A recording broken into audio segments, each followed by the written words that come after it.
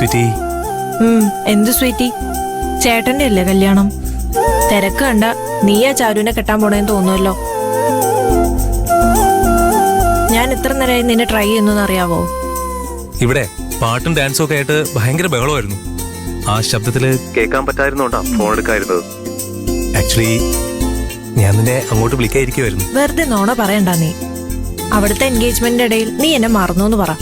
അല്ല ശ്രേയ, സത്യ നീ പറഞ്ഞത് ശരി തന്നെ. ഇവിടെ ഓരോന്നും കണ്ട് ഞാൻ ശരിക്കും എൻജോയ് ചെയ്യുമായിരുന്നു.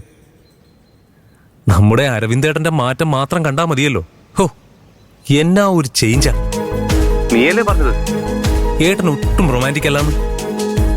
ഇപ്പൊ എനിക്ക് തോന്നുന്നതേ എന്നെക്കാളും റൊമാൻറ്റിക് ഏട്ടനാണെന്നാ. പിന്നെ നീ ഒട്ടും റൊമാൻറ്റിക് അല്ലാന്ന് എനിക്കറിയാലോ. ഇപ്പൊ എന്താ ഏട്ടനെ പറ്റി അങ്ങനെ പറയാൻ?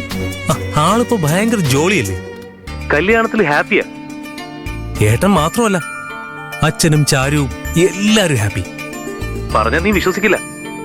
ഫുഡ് കഴിഞ്ഞ് വാഷ് ചെയ്യാനായിട്ട് രണ്ടുപേരും ഒരുമിച്ച് പോയപ്പോ ചാരു ഒന്ന് സ്ലിപ്പായി വീഴാൻ തുടങ്ങി. ചേട്ടൻ അപ്പോഴേ ബാക്കിൽ നിന്ന് വീഴാതെ പിടിച്ചു. അത് പിന്നെ ആരായാലും അങ്ങനെയല്ലേ ചെയ്യൂ. ഒരാള് വീഴാൻ പോയാ പിന്നെ പിടിക്കില്ലേ? എന്നാ അത് അങ്ങനെയൊന്നും അല്ല ശ്രേയ. ചാരുവിനെ വീഴാതെ സേഫ് ആക്കിന്ന് മാത്രമല്ല, രണ്ട് കൈയിലും ചാരുവിനെ കോരിയെടുത്തു. അമ്മയും ബാക്കിയുള്ള ഗസ്റ്റുകളൊക്കെ നോക്കി നിൽക്കേ വാഷ്റൂമിൽ നിന്ന് എടുത്തിട്ട് പബ്ലിക്കിന്റെ എല്ലാവരുടെയും മുന്നിൽ കൂടെ മണിയറയിലേക്ക്, ഐ മീൻ ചാരുവിന്റെ മേക്കപ്പ് റൂം വരെ കൊണ്ടുപോയി.